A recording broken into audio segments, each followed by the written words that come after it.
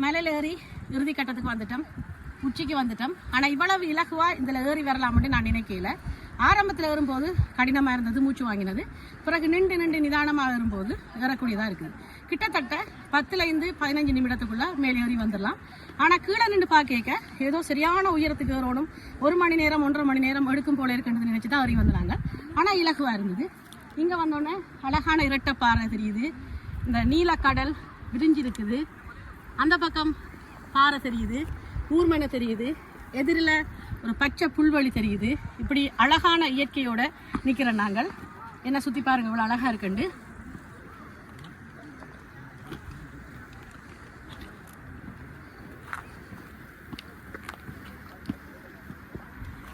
இது ஒரு பட்டணம், கடற்கரையில் இருக்கிற ஒரு பட்டணம், மிக அழகாக இருக்குது.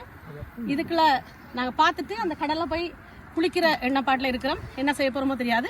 வாங்க இதில் முக்கியமான ஸ்பாட்டுக்கு போவோம்.